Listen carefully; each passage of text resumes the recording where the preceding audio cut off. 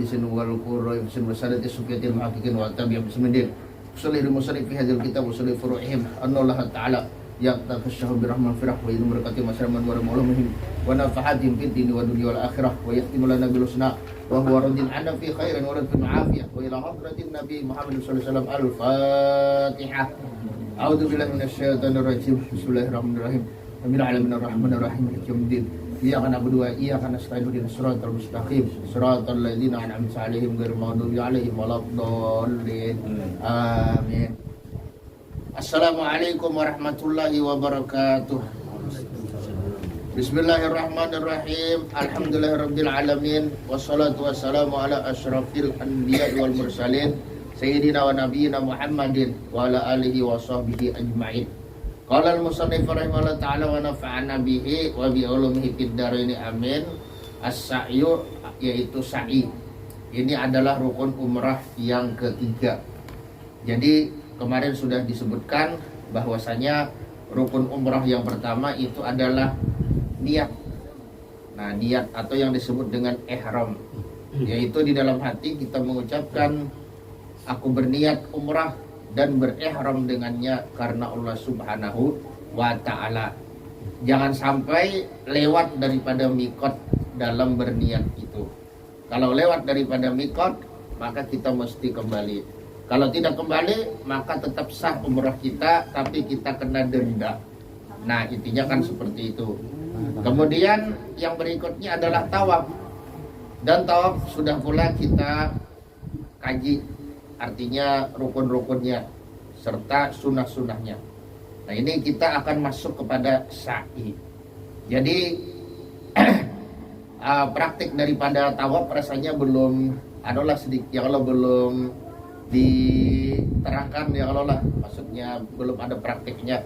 Amun ada kotak apakah ya kalau adakah kira-kira kotak? Nah, tembulu ada nang masih halus ya kalau. Nah, itu apa kotak lah? Tisu kah? Itu kehalusan. Geser berkeliling aja. Ada kotak lah. Anu yang ya barang aja kotak bakas anu nih kan apa juga aman ada bakas apa ngarannya nang salon nih ya kalau tinggi lah tinggi ya kalau tinggi ya. Nah, supaya nyaman ya kalau lah Kalau ada gitu. Yang dingin lah. Dingin. Amun ada ya kotakkan keluarkan enggak lu? Ini keluaran kan Pak? Ini nah. Iya.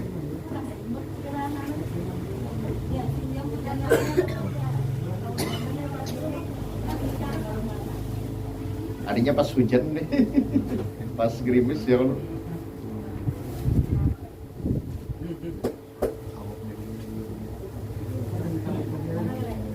Kunci loh. Di dalam ada yang kalau jarak asal jangan terlalu gandal aja kan kali pulang masuk makannya ya kalau. Ini kotak ininya mungkin sudah enggak ya? Yang ada aja yang sudah aja. Kenapa? Nah, pas aja tuh kenapa? Nah, ya kalau nah itu bagus saja. Ada udah. Bagus saja. Ini kan sekedar anu aja, gambarannya aja kan gitu nah. Nah, jadi Bapak Ibu hadirin dan hadirin rahimakumullah, adapun bangunan Ka'bah itu sendiri, nah ini ada petanya di sini nah. Bangunan Ka'bah. Di mana nih ada nih?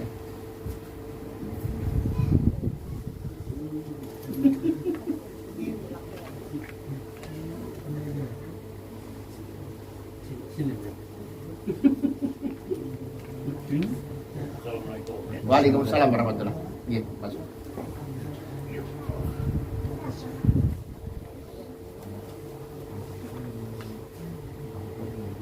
Nah, anunya aja nah, bangunan apa karena skema untuk anunya aja, untuk Muzdalifah kan ya kalau Arafah.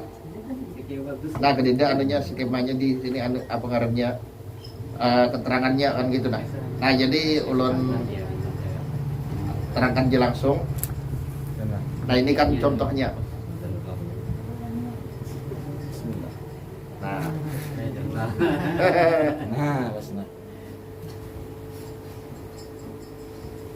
Ini dukun yang mana yang kami ini.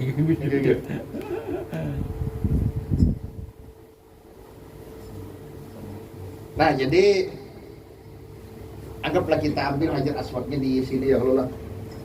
Nah, hajar aswadnya di sini. Kada apa dia nih ya Allah. Buka aja. Dibuka aja ya Allah. Nah di sini lah hajar aswadnya ya Allah. Nah di sini pintunya kan, di sini hajar aswad. Nah kemudian kotaknya dulu, kotak tisu. Peduli kan, ada sepeda dah, boleh. Kada biarin kada. Nah di sini kena Hijir Ismail. Nah Hijir Ismail. Nah ini Buka. di sini nih makam Ibrahim. Makam Ibrahim di sini. Iya. Nah ya kalau. Nah jadi startnya mulai mana? Nah maka startnya itu mulai dari Hajar Aswad. Nah ini startnya mulai sini. Kalau bahari itu begaris. Bahari nah begaris di lantai. Wih ini kan ada lagi digarisinya pakai lampu. Sinar lampu lah. Nah lampu itu tuh pas tuh di bawahnya tuh jalan untuk ke tempat sa'i. Jadi jalan untuk ke tempat sa'i itu Sopak. Nah Bukit Sopak. Jadi kurang lebih di daerah situlah. Jadi ada warna hijau. Nah kita startnya jangan melewati dari lampu berwarna hijau itu. Nah kalau misalnya kita melewati misalnya kayak ini nah maka otomatis yang putaran pertama kan dihitung. Jadi putaran kedua dihitung putaran pertama.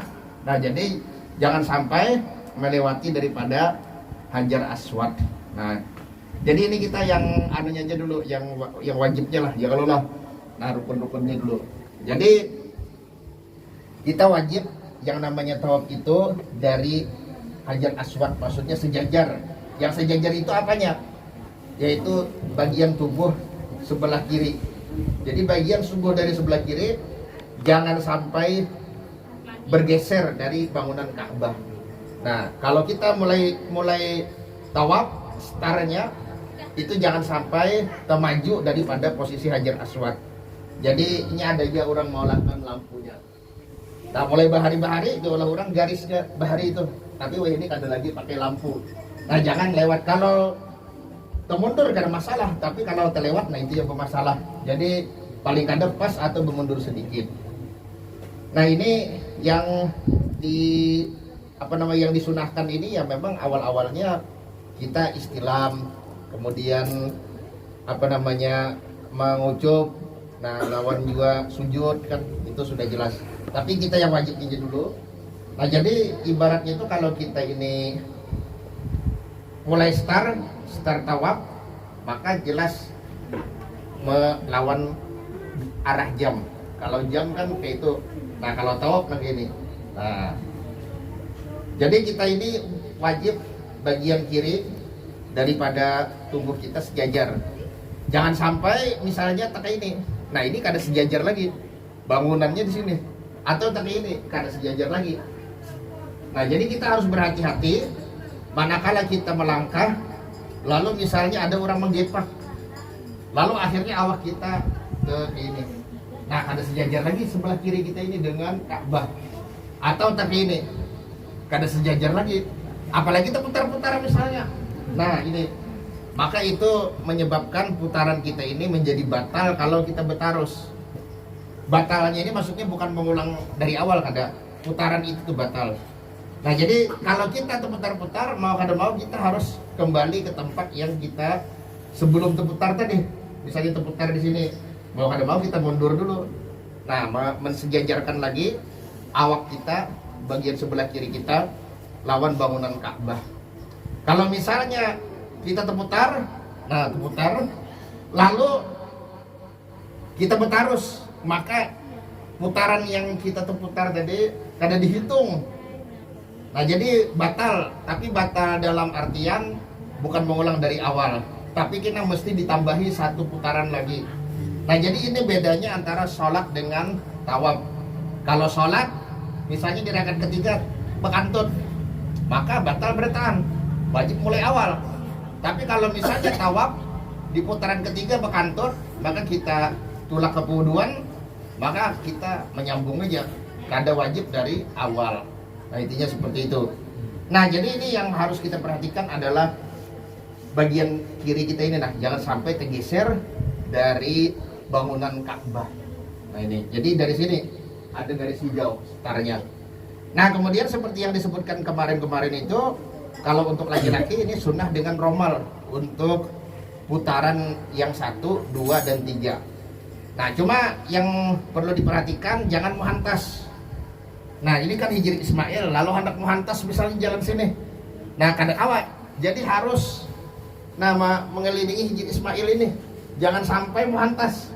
Paham jangan lah, namun menghantas itu kada dihitung. Kalau misalnya melihat orang kada jalan situ, lalu jalan situ, nah itu kada sah hitungan apa putaran itu kada sah. Mesti ditambahi lagi kalau kita mau menghantas. Jadi harus kita mengelilingi daripada Hijri Ismail. Nah untuk laki-laki seperti yang disebutkan kemarin-kemarin, itu adalah sunnahnya 3 putaran dengan ramal. Ramal ini model kayak buka, tapi kada terlalu cepat. Nah buka nang santai, nah model kayak ini. Nah itu khusus laki-laki aja bang. Jadi 3 putaran ini, 3 putaran. Nah kita yang wajib aja dulu. Kalau yang sunnahnya memang agak berat, karena kita kan disunahkan setiap memulai putaran berhenti dulu di Hajar Aswad untuk istilam, kemudian mengucuk, kemudian sujud. Nah itu adalah sunnah. Tapi kalau misalnya kita kada kawa menggawi yang sunnah ini, ya kada masalah. Dan yang perlu diperhatikan pula bahwa dalam menggawi yang sunnah jangan sampai kita tegawi yang haram. Misalnya hendak mengucap Hajar Aswad menyikut orang yang tawaf.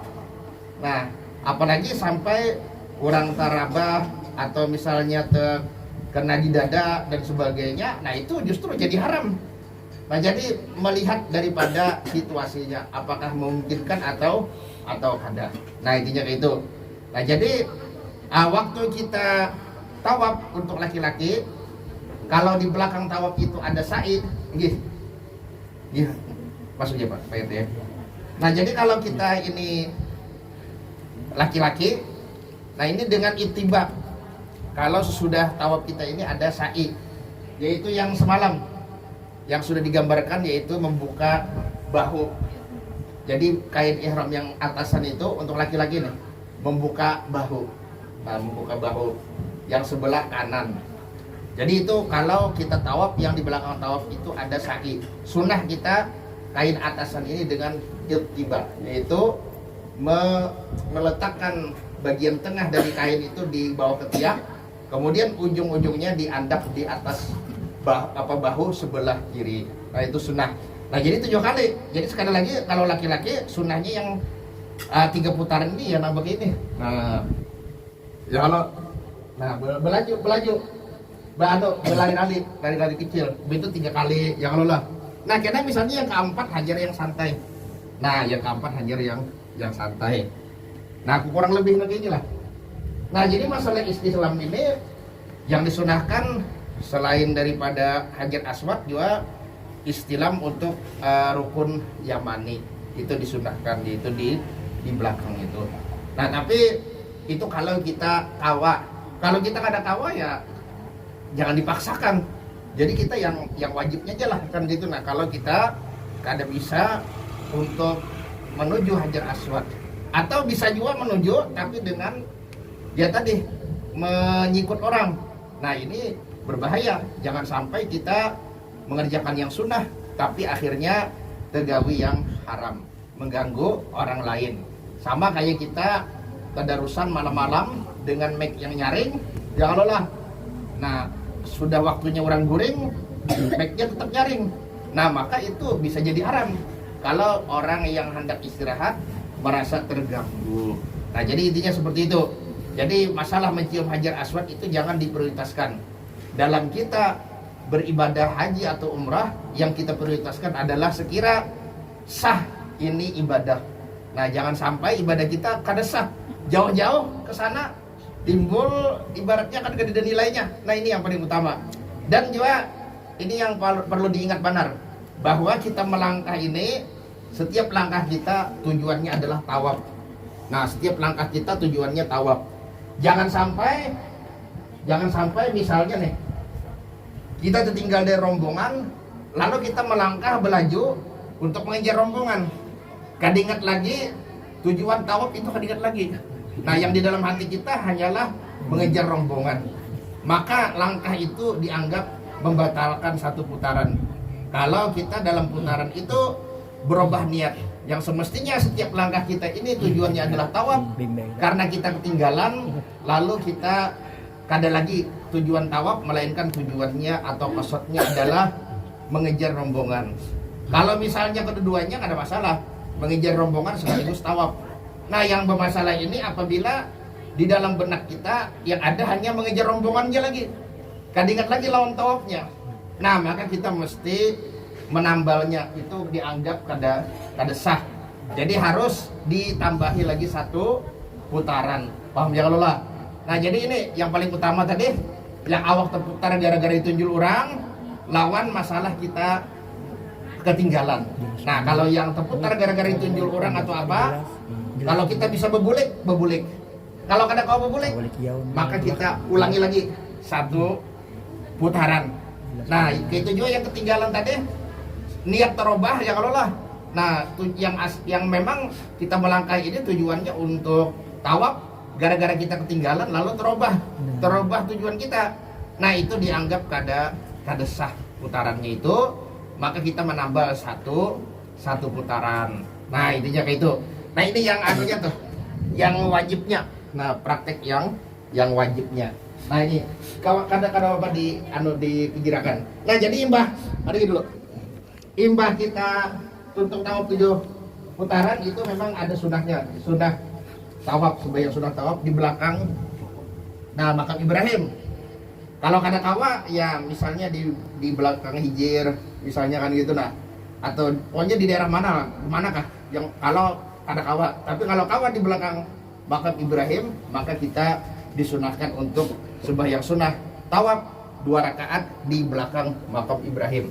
Nah, itu tempat berdirinya Nabi Ibrahim, bukan kuburan Sidin.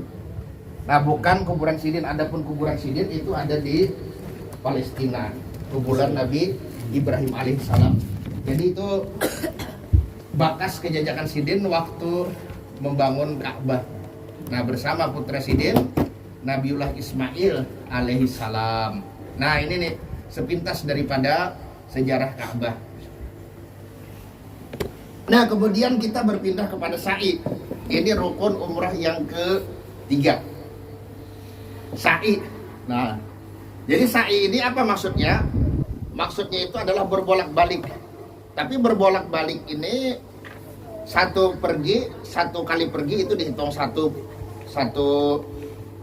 sa'i.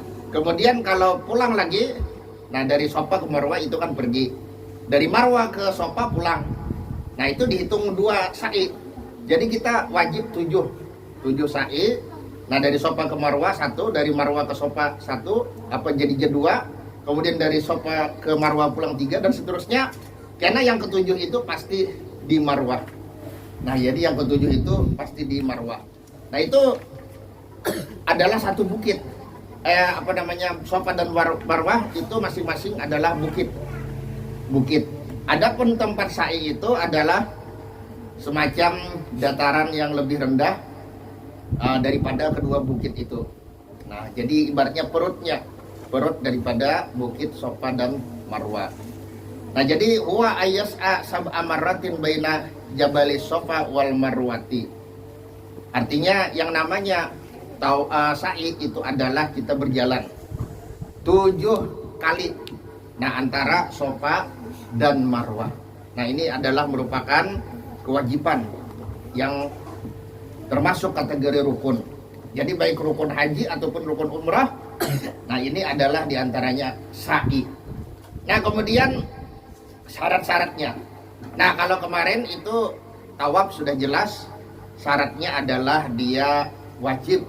Siapapun yang tawaf wajib, baik laki-laki atau perempuan, diantaranya menutup aurat. Nah, kemudian lagi diantaranya suci suci dari najis, kecuali najis yang makruh kan. Dan juga suci daripada dua hadas, hadas kecil dan hadas besar. Itu adalah tawaf. Nah, lalu bagaimana dengan sa'i? Nah, sa'i ini tidak wajib apa-apa, kecuali gawiannya ini, nah, maksudnya untuk keabsahannya. Jadi kalau misalnya kita sudah tawaf nih, tuntung tawaf, sekalinya put kita kantut, lalu kita hendak sa'i, apakah boleh kita sa'i dalam keadaan berhadas kecil? Maka jawabannya boleh, sahaja, karena sa'i tidak disyaratkan seperti tawaf harus suci dari hadas. Nah, atau misalnya perempuan imbas sudah tuntung tawaf, sekalinya timbul keluar darah haid misalnya, apakah bisa sa'i dengan dalam keadaan haid? Maka jawabannya sah saja, dibolehkan saja. Intinya seperti itu. Nah, bahkan tidak wajib menutup aurat. Ibaratnya kan kalau perempuan itu kan auratnya seluruh tubuh kecuali muka dan telapak tangan. Nah, kemudian kalau tawaf itu wajib dengan menutup seluruh tubuh tadi, termasuk menutup kaki. Jadi mau kada mau harus pakai kaos kan seperti itu, yang menutupi daripada warna kulit. Nah, kalau misalnya bibinian ini sa'i, lalu kaosnya dipacul, dilepas. Nah, kalau bahasa Jawa dipacul, dicangkul ya kalau hati-hati salah paham. Maksudnya dilepas. Kemudian dia sa'i yang sekira-kira kelihatan daripada telapak kakinya atau misalnya daripada bagian kakinya lah. Maka itu hukumnya tetap sah. Hukumnya tetap sah karena tidak diwajibkan menutup aurat di dalam sa'i. Maksudnya untuk keabsahannya. Adapun kewajiban menutup aurat ya jelas itu hukumnya adalah wajib. Nah, jadi kayak misalnya laki-laki, misalnya hendak bertelanjang sa'i, bahasa kasarnya nih, maka sah saja sa'inya. Nah, cuma jelas inya menggawi gawian yang haram, yaitu bertelanjang. Ya kalau istilahnya nih membuka aurat di hadapan umum. Tapi kalau inya memaksakan sa'i bertelanjang, maka sa'inya itu tetap sah. Sa'inya itu tetap terhitung sebagai salah satu daripada rangkaian ibadah umrah. Nah, jadi kalau sudah beres sa'i, lalu dia bercukur, selesai. Nah, intinya kayak itu. Nah, cuma sekali lagi bukan berarti ulun membolehkan sa'i bertelanjang, kada, ini supaya jangan salah paham. Maksudnya itu dari segi keabsahannya sa'i sah bertelanjang. Nah, tapi dari segi kewajiban menjaga aurat ya kita wajib menjaga menutup aurat kita.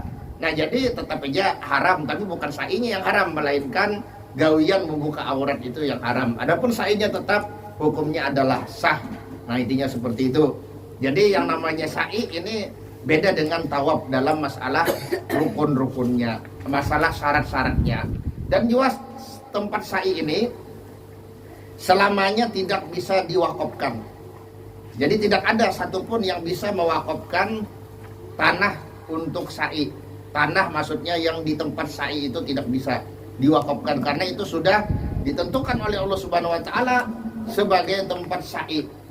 Nah, jadi sudah diputuskan oleh Allah taala langsung bahwa itu adalah tempat sa'i. Nah, sehingga tidak bisa diwakafkan untuk masjid. Nah, jadi tempat sa'i itu mulai dari Safa sampai ke Marwah itu adalah tempat yang bukan masjid. Otomatis kalau misalnya ada perempuan haid, nah mau masuk ke sana itu dibolehkan karena bukan masjid, bukan masjid, intinya seperti itu. Jadi sekalipun misalnya di sekelilingnya dibikin dibikin masjid, nah tetap tidak bisa dimasukkan ke dalam wakaf masjid. Jadi itu mulai bahari-bahari itu tidak bisa dimasukkan ke dalam wakaf masjid, sekalipun pada suatu saat misalnya di belakangnya dibikin masjid, misalnya maksudnya diperluas lagi itu Masjidil Haram. Nah, sehingga tempat sa'inya berada di dalam, tetap itu tanah yang merupakan tempat sa'i, bukanlah masjid. Nah, ini yang perlu diingat bersama. Nah, kemudian syaratnya ada berapa? Syurutus sa'i sittatun. Syarat sa'i itu ada 7. Nah, jadi ada 7 aja, ada 6, salah sambat. Jadi syaratnya ini ada 6. Yang pertama ayyab da'a fi kulli witrin bis sofa. Artinya pada setiap yang ganjil deh. Misalnya hitungan 1, kemudian 3, kemudian 5, kemudian 7, dimulai dari sofa. Nah, dimulai dari sofa yaitu al-ula wasalisah wal khamisah wasabi'ah. Yang pertama, yang ketiga, yang kelima dan yang ketujuh. Itu dimulai dari sofa. Nah, kemudian yang kedua ayyabda fi kulli sab'in bil marwati as-saniyati wa rabi'ati wa sadisah. Nah, kalau untuk yang genap yaitu yang kedua, yang keempat dan yang keenam itu mulainya dari marwah. Nah, itu sudah jelas saja. Jadi dari sofa ini kan yang pertama sampai ke marwah. Nah, dari marwah itu yang kedua, itu dimulainya dari marwah. Nah, lalu balik lagi ke sofa. Nah, dari sofa ke marwah itu kan ganjil, itu yang ketiga. Nah, dari marwah ke sofa itu genap lagi yang keempat dan seterusnya. Nah, kemudian yang ketiga ayyakuna sa'iyan sab'an, bahwa pulang pergi itu 7 kali. Sa'i itu 7 kali. Fadhahabuhu marratan wa auduhu ukhra. Maka kita pergi itu dihitung sekali, kemudian kita pulang itu dihitung kali yang kedua. Jadi bukan yang kayak tawaf. Kalau tawaf itu kan seputaran gitu ya, Allah. Kalau ini kada. Jadi perginya satu sa'i, kemudian pulangnya 2. Nah, kemudian pergi lagi 3, kemudian pulang lagi 4. Nah, jadi gitu tuh. Kadang nang seputaran 1, seputaran lagi 2, kada gitu. Jadi pergi 1, pulang 1. Nah, itu belainan anunya hitungannya. Nah, kemudian ayyakuna ba'da tawafin sahihin ruknin au kudumin. Nah, bahwasanya sa'i itu diwajibkan sesudah tawaf yang sah. Baik itu tawaf rukun, maksudnya tawaf umrah ataupun tawaf haji ataupun tawaf kudum. Cuma yang tawaf kudum ini jarang mengamalkan. Nah, kebanyakannya kita ibadah datang dari Bir Ali misalnya ke Mekah itu kita langsung tawaf umrah. Nah, jadi tawaf umrah, kalau tawaf umrahnya sah maka kita akan sa'i.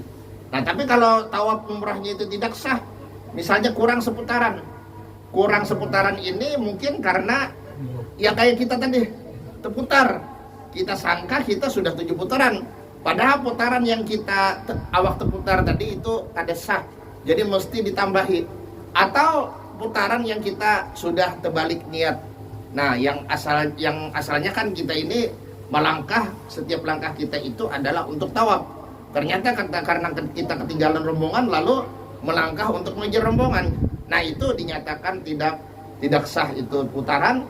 Nah, harus kita tambal dengan 1 kali lagi untuk kesempurnaan 7 kali yang sah.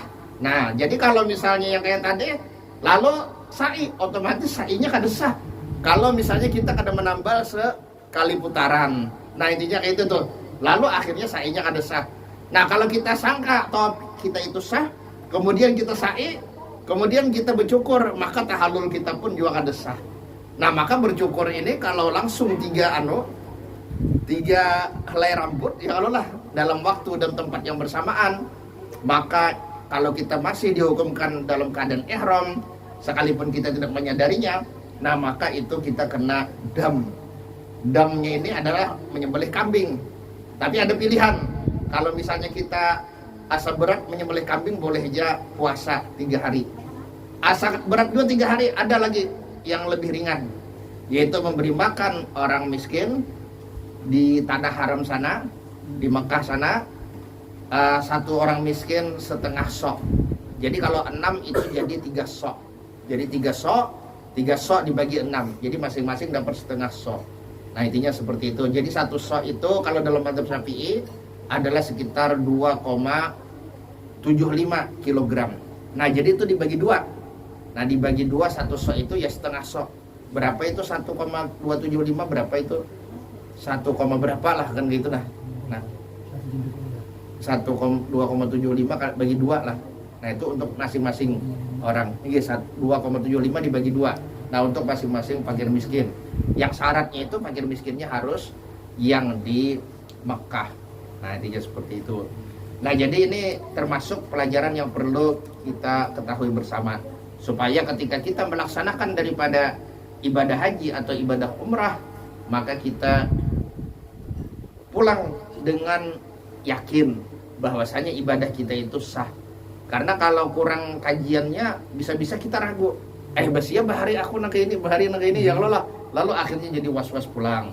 Nah, makanya memang untuk persiapan daripada kita naik haji atau naik umrah, mau kada mau harus belajar. Nah, yang paling diprioritaskan itu sekali lagi Bapak Ibu. Nah, ini banyak yang salah kaprah. Belajar manasik lebih prioritas kepada bacaannya. Nah, ini salah kaprah. Nggih, belajar manasik prioritasnya kepada sunah-sunahnya. Ini salah kaprah. Tapi kalau misalnya yang rukun-rukunnya kada tapi diperhatikan, yang syarat-syaratnya kada tapi diperhatikan. Semestinya dalam masalah ibadah ini yang paling diprioritaskan, yang paling diutamakan itu adalah kita mempelajari tentang keabsahannya dulu. Sekira ibadah kita ini sah. Jadi kita lebih fokus kepada rukun-rukunnya dan juga syarat-syaratnya. Syarat-syarat daripada setiap rukun itu. Nah, karena banyak ulun dapat pengaduan dari jamaah umrah misalnya yang ketika diajarkan manasik lah kepada mereka yang sistemnya ini memerintahkan yang wajibnya, yang syaratnya, ya Allah. Nah, ternyata mereka itu pun mengeluh. Nah, dulu-dulu katanya belajar manasik hanya lebih banyak bacaan-bacaannya. Nah, dan lebih banyak yang sunah-sunahnya. Nah, sehingga kurang mengetahui tentang yang wajib-wajibnya, yang merupakan rukun, yang merupakan syarat. Nah, jadi kita dalam menuntut ilmu yang diutamakan itu yang wajibnya dulu. Kalau sudah kita paham betul yang wajibnya, nah baru kita melangkah kepada yang sunnahnya. Jadi ibarat kita berdagang, ngarannya yang wajib itu anunya modalnya. Nah, ya Allah lah modalnya. Kalau yang sunnah itu kan hanya bonusnya. Nah, amun kada ada modal kayak apa hendak pemberi bonus kan ya Allah lah. Jadi mesti kita punya modal dulu. Nah, kemudian kita lanjutkan sedikit lagi supaya jangan kelandungan. Ibu tahlil ke Pak Haji? Oh, kalau ibu tahlil ya Allah lah. Nah, berarti banyak aja lagi waktu ya Allah amun ibu tahlil. Nah, kemudian ada muta'rijil kasiri amma bainahuma fa in kana yasiran fala yadur. Nah, artinya jangan sampai naik lebih banyak lah. Daripada antara keduanya. Kalau naik sedikit itu kada masalah. Maksudnya melewati. Nah, daripada perbatasan antara Safa dan Marwah. Jangan sampai melewati. Nah, intinya jangan sampai melewati. Kan ibah Safa kan Marwah ya Allah. Nah, jangan sampai kebalik bukitnya itu. Nah, kalau terlewati sedikit kada masalah. Artinya berturun sedikit daripada bukit itu. Nah, tapi kalau misalnya bebanyak turunnya, tapi ini kada kawayo Bang. Sudah berbatas, sudah dikurung orang. Nah, kalau bahari kan mungkin bisa ini terjadi.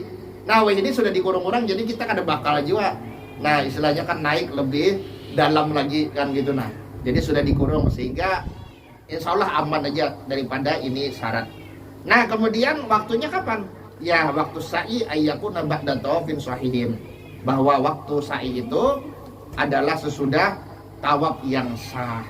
Nah, kemudian ada sunah-sunahnya nih. Nah, jadi kita baca sunah-sunahnya, kemudian tanya jawab ya kalau lah.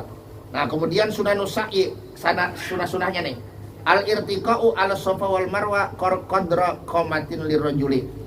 Nah, ini yang sunahnya kita naik ke atas bukit Safa dan ke atas bukit Marwah. Nah, kalau ini sudah ditinggi buhannya. Kalau bahari kan ibaratnya bukitnya nampak kelihatan. Nah, ini kita naik sedikit. Yang setinggi apa? Yaitu setinggi laki-laki yang sedang. Nah, setinggi badan laki-laki yang sedang. Laki-laki yang sedang berdiri. Kalau yang sedang ini bahari itu orang-orang Quraisy. Jadi ukuran badannya sedang. Tidak tinggi, juga tidak pendek. Tidak besar, juga tidak kecil. Nah, berbeda dengan kita. Kalau kita ini orang yang ke timur ini semakin ke timur semakin bahalus. Nah, kalau barat pulang semakin ke barat semakin beganal. Makanya orang-orang kita ini halus-halus awam. Adapun orang-orang barat, orang-orang Eropa, nah itu ganal-ganal. Jadi memang ulun bisi kawan orang-orang Eropa dulu waktu di Tarim kan orang Eropa itu ada yang dari Inggris, dari Amerika, dasar ganal-ganal awak. Nah, kadang nang ujar-ujar lagi kan gitu. Nah, ada nang santuk ibarat dibawa ke sini nih. Santuk lawang itu kan. Nah, jadi ada dulu ulun bisi kawan diantaranya Kosim orang Amerika. Bukan asli Amerika Jepang, maksudnya campuran Amerika dan Lebanon. Jadi abahnya itu dari Lebanon pendatang. Nah, mungkin mamanya itu yang orang Amerika. Jadi Kosim ini kalau berabah di ranjang, ini batis jadi lah. Kada kawan yang mempas di ranjang, Nah sampai di sini batisnya saking tingginya toh. Oke. Nah yang kasihan ini yang di bawah ini beloteng anunya, ranjangnya. Yang di bawah ini mungkin beganangan besinya lumbus ke bawah. Untung aja bang besi ya kalau lah. Amun misalnya kayu, bah ini bahaya. Suruh di Bahaya, bawah Bon. Suruh di bawah aja guru gugur. Kami kira gugur ya Allah. Ngeri benar itu. Nah jadi dasar ganal mana awak lamak, itu pulang ganal pulang artinya panjang besar. Nah ini orang-orang Eropa. Ada juga dulu ulun kedinget karangnya nah kada sampat nang bekawan benar tuh. Orang Amerika juga tuh mau alap asli keturunan Amerika itu dagunya ganal kayak Popeye. Awaknya ini tinggi lagi pada si Kosim tadi. Nah ini ada kayak Popeye, dagunya ini naganal kayak Popeye kan. Jadi ya ibaratnya langsung mendapati kan ulun lawan orang-orang barat gitu, orang-orang yang memang awaknya ganal-ganal. Nah jadi memang itulah sudah sunatullah bahwa kalau di timur ini orangnya tahalus, kalau di barat orangnya teganal. Nah di tengah-tengah ini adalah Makkah yang sedang. Nah yang sedang. Makanya ini diantara hikmah Rasulullah SAW diutus daripada bangsa Quraisy, bangsa Arab, suku Quraisy, karena ternyata mereka punya perawakan yang sedang dan ternyata mereka berada di tengah-tengah dunia. Posisinya tuh berada di tengah-tengah dunia. Artinya kada ke timur, kada ke barat. Nah, ini. Nah, kemudian kita lanjut sedikit. Adzikru wa du'a'u fi kulli sautin. Artinya zikir dan doa. Nah, pada setiap kita pulang dan pergi itu kita disunahkan. Kemudian al-masyu ala hayyinatin fi jami'i sa'ihi wal harwalatu bainal milainil akhdaraini lidzukuri dunal inasi.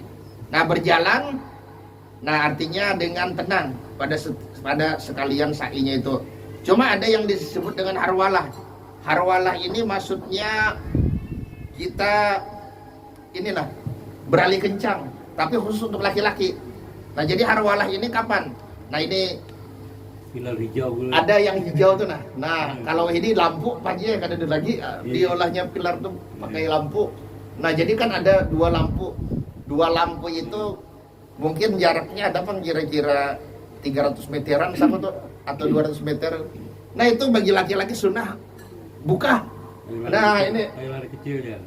Buka itu kita lebih kuat lagi daripada yang kita tawaf tadi.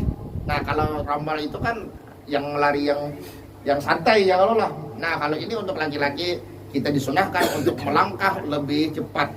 Nah cuma kada juga kan kayak orang lomba lari itu abut kan. Kada juga nang kayak lomba lari kada. Jadi maksudnya itu lari yang biasa aja. Maksudnya kita lebih ibaratnya jalan cepat lah, bisa juga disebut jalan cepat. Nah intinya seperti itu. Nah kemudian yang berikutnya adalah mualah baina marratis sa'i. Artinya yang sunahnya itu adalah kita berturut-turut. Kadang santai dulu santai misalnya 5 menit hanyar menyambung, santai 5 menit hanyar menyambung kada. Nah yang sunahnya imbas sudah dari Sofa ke Marwah, nah kada lawas dari Marwah ke Sofa pulang. Kada lawas kita berjalan pulang. Nah itu. Tapi amun manggah apa boleh buat? Ya Allah lah amun manggah. Kadang apa dipaksa-paksa. Nah karena banyak juga orang yang meninggal nih di tempat ini kan nang tuha-tuha, manggah, kan rabah. Nah ini naudzubillah. Nah cuma ya kalau niatnya kan ikhlas di dalam melaksanakan manasik, maka orang tersebut wafat dalam keadaan husnul khatimah, dalam keadaan beribadah kepada Allah Subhanahu wa taala. Nah yang ngeri itu yang di tempat tawaf itu ngeri. Batunya ini keras, jadi hati-hati yang menterabah bisa pecah kepala. Nah ini, cuma batunya ini batu pilihan. Sekalipun kayak apa aja panasnya, kada kekerasan panas. Karena batunya ini memang, ulun kan ingat ngaran batunya ini itu mampu menyerap panas, sehingga kalau dijajak kada panas. Nah diisapnya panas itu. Jadi kayak apa aja cuacanya ekstrimnya itu cuaca daripada Mekah. Kada kerasaan panasnya, kada kerasaan. Nah ini adalah batu dingin. Nah kemudian yang berikutnya sedikit lagi. Ayyakuna ala taharatin minal hadasi wan najisi. Nah ini yang sunnahnya memang suci daripada hadas dan daripada najis. Ini sunnah. Kalau misalnya kada ya tetap hukumnya sah saja. Nah intinya kayak itu. Nah kemudian yang berikutnya al-muwalatu bainahu wa bainat tawafi wa raq'ataihi wal istislami. Artinya kita nih tawaf ya Allah sunnah muwalah. Kemudian sesudah tawaf itu kita muwalah, sunnah muwalah artinya jangan berleha-leha nih. Jangan bersantai-santai. Kita sebaiknya segera sembahyang sunnah tawaf. Nah dan juga sebaiknya sesudah itu kita istilam. Nah ini ke Hajar Aswad. Nah kemudian sudah dari Hajar Aswad, sunnahnya juga kita bersegera ke tempat sa'i. Kadang berleha-leha kada. Nah kalau berleha-leha bang santai-santai itu sah aja juga kada masalah. Nah kemudian al-ityamu bil adiyatil waridati asna'ahu. Di antaranya adalah membaca doa-doa yang datang. Nah ketika tawaf, ketika sa'i. Dan yang berikutnya ayyakuna masturan aurati. Nah artinya sunnah itu kita menutup aurat ketika sa'i. Nah ini dari segi sa'inya. Kalau dari segi kewajiban menutup ya memang wajib kita tutup. Nah intinya seperti itu. Ma baina surati warrukbati ghairu sawataini. Ka'an wahdatil masyah. Nah jadi apa ngarannya nih? Ini kalau kita sa'i maka sekalipun kada disyaratkan menutup aurat tetap kita disunnahkan menutup aurat. Nah intinya seperti itu. Nah jadi apa namanya yang berikutnya adalah ittiba seperti yang telah disebutkan dengan kalau kita sembahyang sunnah tawaf kita laki-laki nih memasang atasannya itu di kedua bahu. Nah tapi kalau sudah kita hendak sa'i kembali kita ittiba yaitu membuka bahu kanan. Jadi bahu kiri yang ditutup, bahu kanan tetap dibuka pulang. Nah jadi kita tawaf itu sunnahnya ittiba. Nah buka. Nah untuk laki-laki nih buka bahu kiri. Sembahyang sunnah tawaf itu kita tutupi. Nah kita tutupi. Begitu sa'i kita buka pulang. Nah itu sunnahnya. Paham ya Allah? Adakah kira-kira pertanyaan? Nah adakah kira-kira yang hendak kita gunakan? Nah jadi ini adalah merupakan rangkaian daripada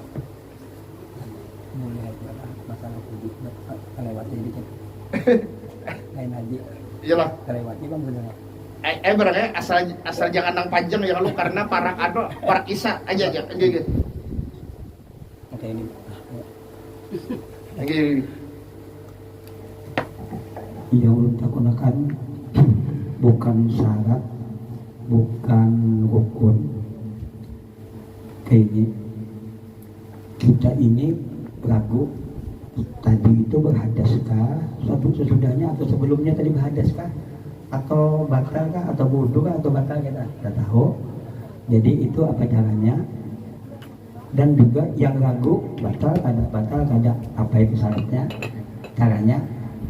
Nah, ya yang adalah artinya bukan dihukum, tapi kalau yang membatalkan kan keluar antara dua lubang muka dan belakang, tapi keluar mani bukan membatalkan wudu. Dah bagaimana diilat hukumkan kepada yang lainnya? Terima kasih. Nah jadi masalah ragu ini ya yang ngarannya ragu maka di dalam apa ngarannya kaidah itu al yakinu la yuzalu bisyak. Artinya yakin itu tidak dihilangkan dengan ragu. Jadi kalau misalnya kita sudah berwudu, kita yakin sudah berwudu, kemudian timbul keraguan. Misalnya kita sebelum sembahyang maghrib, kita jelas berwudu. Nah lalu kita duduk menunggu isya.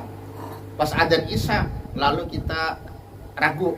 Apakah tadi aku ada tekantut atau kada ya kalau lah.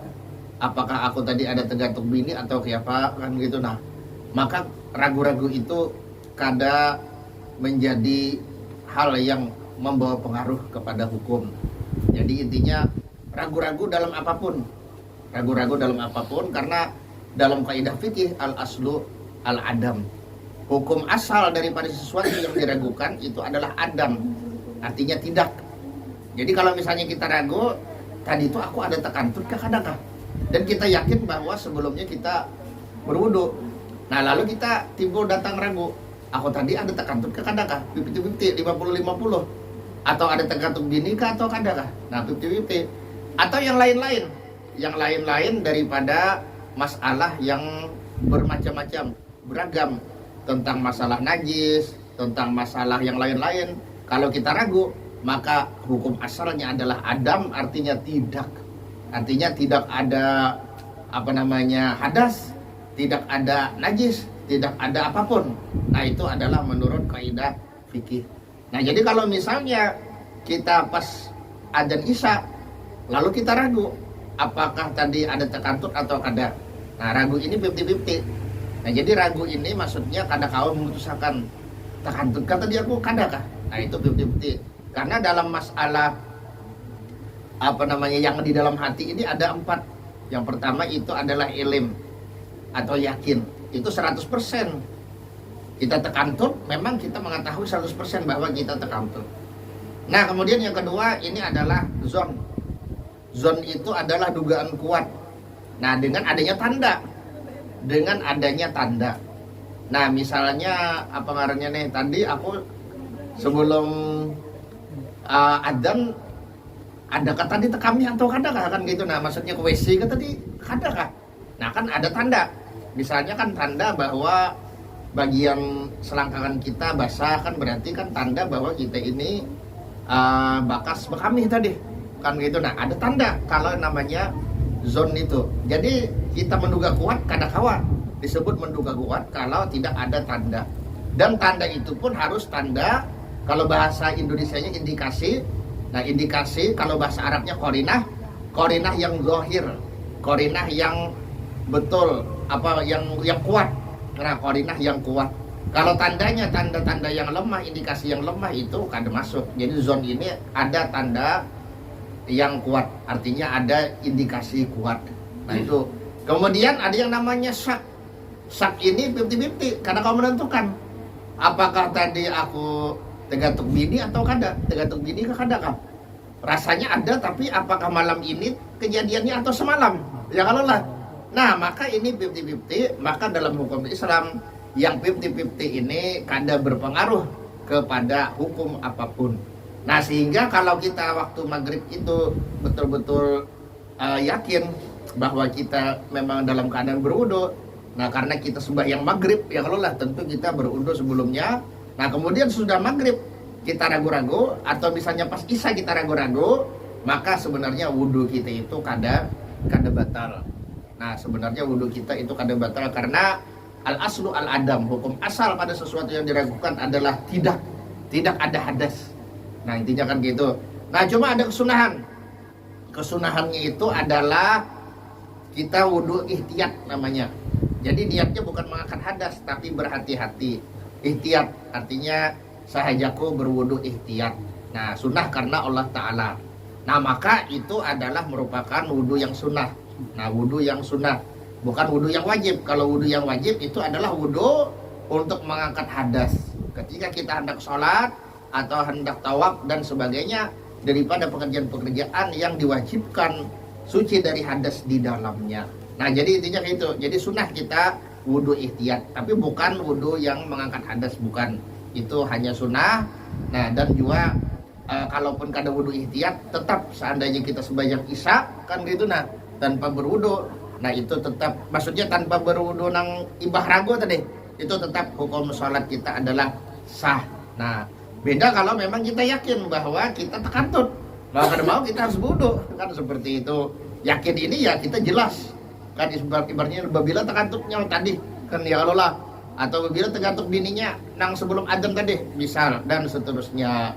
Nah, jadi ini adalah berkenaan dengan apa yang di dalam hati kan gitu. Nah, ini jadi ini berlaku untuk semua masalah yang di dalam hati ini, yaitu ilim atau yakin. Nah, kemudian zon, nah kemudian syak, dan kemudian yang terakhir ada yang di bawah lagi waham.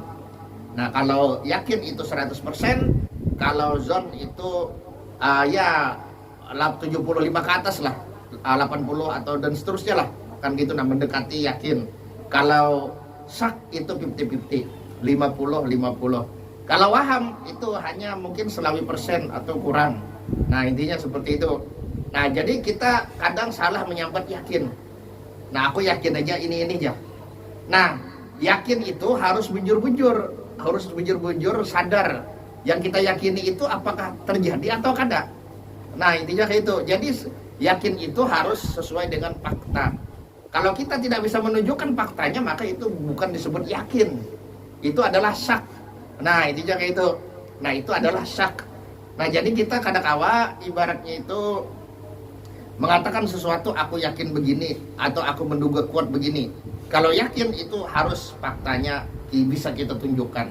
Kalau zon atau dugaan kuat itu harus indikasinya bisa kita tunjukkan. Kalau tidak ada fakta dan tidak ada indikasi, maka itu adalah syak namanya. Nah kalau di bawah lagi itu namanya waham. Nah waham ini jelas syak aja kada ada berpengaruh, apalagi hanya sekedar waham. Nah kayak itu tuh. Jadi yakin ini harus sesuai dengan fakta. Misalnya ulun yakin Pak RT ini laki-laki, ya kalau lah. Nah ini sesuai dengan fakta, ya kalau lah. Nah kalau misalnya ulun yakin Pak RT ini, misalnya Pak RT ini adalah seorang daripada aulia Allah Ta'ala, misalnya ya Allah lah. Nah ini ulun harus menunjukkan buktinya. Mana buktinya, kan seperti itu. Nah intinya kan gitu. Nah kalau ulun kan ada bukti, maka artinya itu hanya syak, adalah keraguan. Ini contoh ya kalau lah. Nah intinya kayak itu tuh. Jadi kadang-kadang kita memponis orang misalnya si A begini, si A begitu, tanpa ada kita punya fakta atau kita punya qarinah atau indikasi kuat. Nah, adakah kira-kira sebuting-buting lagi? Nyaman kita ya Allah lah. Kita tutup karena memang kita sedikit terlambat. Assalamualaikum. Waalaikumsalam warahmatullahi wabarakatuh. Dalam naik haji atau naik umroh, masalah akikah itu apa itu ada hukumnya kah? Kalau kita dalam naik haji atau naik umroh tadi itu, ini apa hukum kah apa itu? Ini Iya, iya. aja kan Om. Iya. Ya ibaratnya kan ada kaitan lah sebenarnya kan. Ini kan masalahnya kayak ini. Nah ini kan sudah ulun teliti, kenapa sebagian orang kita ini selalu ngebet untuk berakikah lah, kalau bahasa Betawinya ngebet. Artinya modelnya kayak wajib kan gitu kan. Artinya nih bila kada berakikah, kada boleh ini, kada boleh itu dan seterusnya ya kalau lah. Nah ini karena memang ada hadis. Nah adzan ya kalau lah. Kita santai dulu mendengarkan orang adzan ya kalau nyaring pang suaranya, jangan yang gebet aja ya kalau. Asyhadu. Kamil.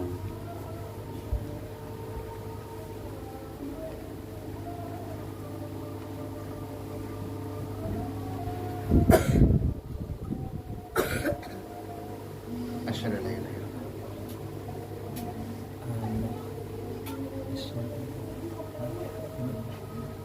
Asyhadu anna Muhammadar Rasulullah.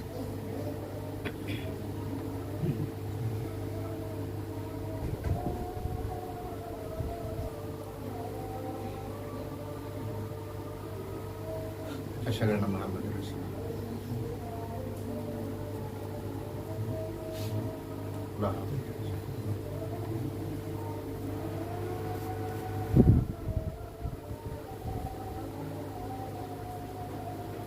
La ilaha illallah.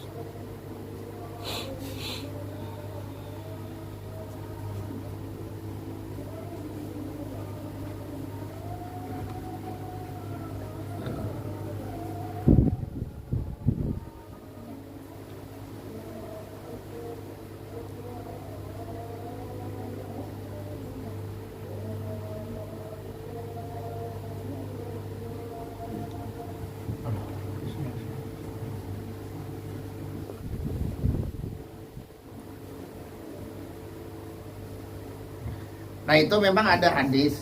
Hadisnya itu bunyinya al-gulamu murtahanun bi akikoti.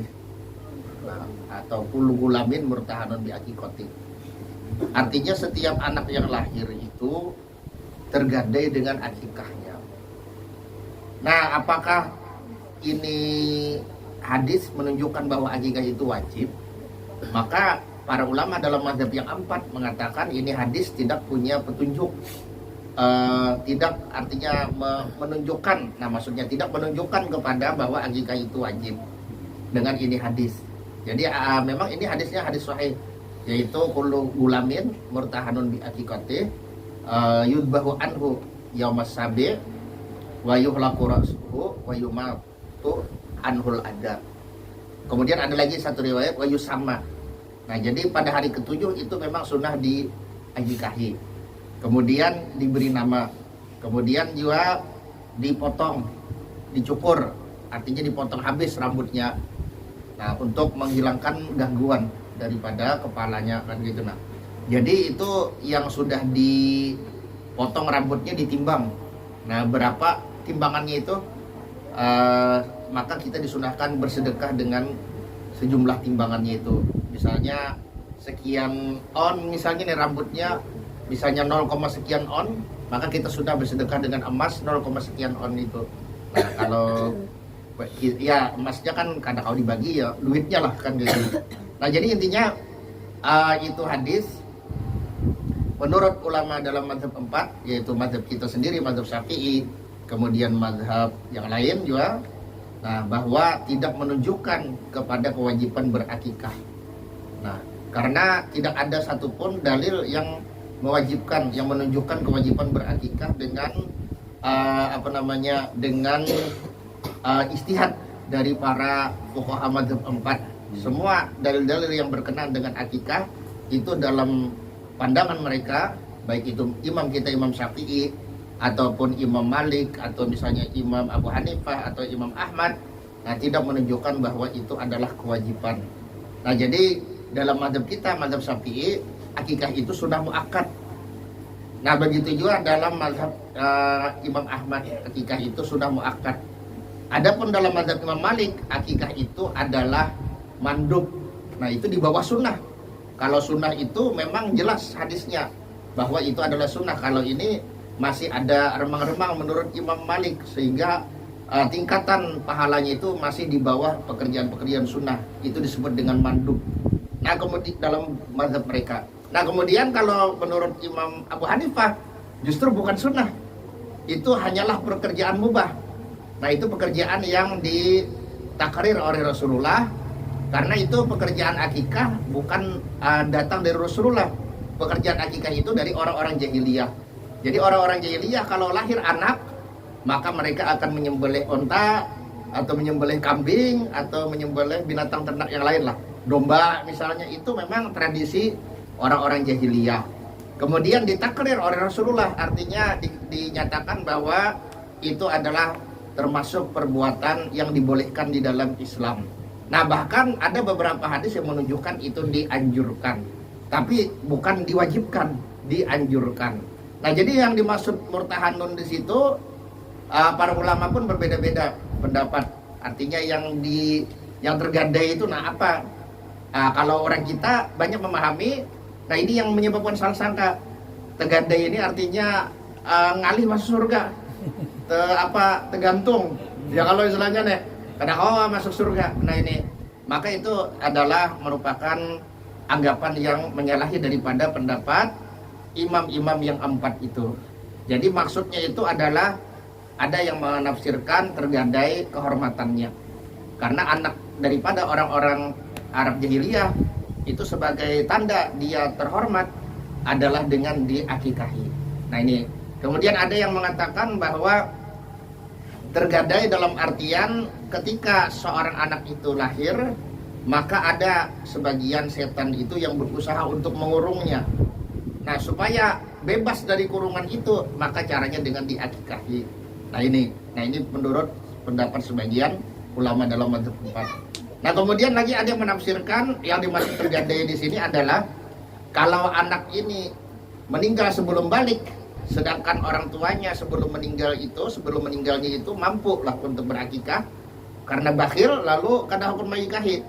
Maka anak kecil ini kan sebenarnya kalau meninggal sebelum balik dia punya hak memberi syafaat. Nah, maka hak memberi syafaatnya itu yang tergadai. Nah, ini menurut menurut sebagian ulama dalam mazhab 4. Nah, kemudian lagi ada yang menafsirkan tergadai ini adalah tergadai kebaikan daripada akikah itu. Nah, di antara kebaikan akikah itu adalah orang-orang mengetahui bahwa telah lahir si fulan kan gitu, nah, dan orang tuanya telah bersyukur dengan menyembelih kambing dan sebagainya. Jadi bukan wajib itu maksudnya. Nah, jadi tidak ada kaitannya dengan ibadah haji. Kalau belum berakikah kada boleh berhaji, kalau belum berakikah kada boleh berkorban, kalau belum berakikah kada boleh ini, kada boleh itu. Nah, itu adalah Karena kesalahan di dalam menafsirkan hadis. Nah, oleh karena itu para fuqaha, nah itu kan para a'imah, di antaranya Imam Sufyan bin Uyainah. Nah, dalam suatu makalahnya yang sangat terkenal, beliau mengatakan al hadisu madallatun illa lil fuqaha. Hadis itu adalah biang kesesatan kecuali untuk orang yang ahli di dalam ilmu fikih. Artinya kalau kita bukan ahli fikih, bukan mujtahid, bukan imam, nah bahasa kasarnya kan para imam lah. Nah, maka kita tidak boleh menyimpulkan suatu hukum langsung dari hadis, tidak boleh, melainkan harus dengan pemahaman para imam. Nah, jadi hadis ini apa pemahamannya daripada Imam Syafi'i misalnya, daripada Imam Malik, daripada Imam Abu Hanifah, daripada Imam Imam Ahmad dan seterusnya. Jadi kita yang bukan mujtahid ini dilarang keras menyatakan suatu hukum atas dasar suatu hadis, nah langsung dengan pemahaman kita sendiri, dengan misalnya modal terjemah. Nah, intinya seperti itu. Kita tidak boleh seperti itu. Kita harus melihat kitab-kitab fikih. Ya, yang dimaksud dengan murtahanun itu apa? Nah, jadi ada itu dalam kitab-kitab fikih dan juga ada dalam kitab-kitab syarah hadis. Seperti misalnya Sahih Bukhari ada syarahnya seperti Fathul Bari atau Umdatul Qari. Kemudian lagi ada Fathul Bari yang mazhab Hambali itu Fathul Bari Ibnu Rajab. Nah, kemudian ada lagi Irsyadus Sari dan seterusnya. Nah, kemudian kalau misalnya kayak Sunan Tirmidzi Sahih Muslim, nah itu ada yang disyarahkan oleh Imam Nawawi dan lain-lain. Kemudian misalnya kayak seperti Sunan Tirmidzi, nah itu ada kitabnya, kitab syarahnya diantaranya Tuhfatul Ahwadi dan seterusnya. Nah, jadi kita dilarang menyimpulkan hadis nah dengan pemahaman kita sendiri. Kita wajib untuk menelaah kepada syarah-syarahnya, kepada kitab-kitab fikih. Nah, intinya seperti itu. Nah, karena sudah landung benar ya Allah. Nah, jadi ulun mohon diri, yang pasti memang ilmu agama ini agak rumit lah ya Allah. Artinya jangan sampai kita mengenteng-entengkan daripada kita maksudnya memahami ayat atau memahami hadis tanpa menelaah kepada pemahaman para a'imah terhadap itu hadis atau terhadap itu ayat. Nah, mungkin karena sudah landung, ulun mohon diri sedikit aja bang landungnya ya Allah. Kalau ada salah dan khilaf ulun mohon maaf. Mudah-mudahan Allah Subhanahu wa taala menjadikan kita sekalian sebagai hamba-hambanya yang senantiasa istiqomah di dalam menuntut ilmu dan di dalam mengamalkannya dengan niat semata-mata mengharap daripada perjumpaan dengannya di surga nanti. Dan juga kita berdoa mudah-mudahan kita termasuk daripada hamba-hambanya yang akan masuk ke dalam surga tanpa hisab atau dengan hisab yang mudah bersama baginda Rasulullah SAW dan segenap orang-orang yang diridhai oleh Allah Subhanahu wa taala. Sekali lagi kalau ada salah dan khilaf mohon maaf. Ala hadiniyah wa ala mana wa salafuna salih wa ala kuniyatin salihah wa ila hadratin Nabi Muhammad SAW. Al-Fatihah. A'udzubillahi minasyaitonir rajim. Bismillahirrahmanirrahim. Alhamdulillahirabbil alamin maliki yaumiddin. Iyyaka na'budu wa iyyaka nasta'in. Shiratal mustaqim. Shiratal ladzina an'amta 'alaihim ghairil maghdubi 'alaihim waladdallin. Amin. Amin ya Allah. Bismillahirrahmanirrahim. Alhamdulillahirabbil alamin wassalatu wassalamu ala asyrafil anbiya'i wal mursalin sayyidina wa nabiyina Muhammadin wa ala alihi wa sahbihi ajma'in. Allahumma alif baina qulubina wa aslih dzata bainina wa akhrijna minadh dhulumati ilan nur wa jannal faisal ma dhahara minha batan wa barik lana fi asma'ina wa surina wa qulubina wa azwajina wa dzurriyyatina wa tub 'alaina innaka antat tawwabur rahim waj'alna syakirina li ni'matika qabiliha musna biha wa atim 'alaina rabbana dhalamna anfusana wa illam taghfir lana warhamna lanakunanna minal khasirin rabbana hab lana min azwajina wa dzurriyyatina qurrata a'yun waj'alna lil muttaqina imama rabbana atina fid dunya hasanah wa fil akhirati hasanah wa qina adzabannar sallallahu alaihi wa sallam nabi rasul subhanallahi rabbil izzati amma yasifun wa salamun alal mursalin walhamdulillahirabbil alamin. Mau dik.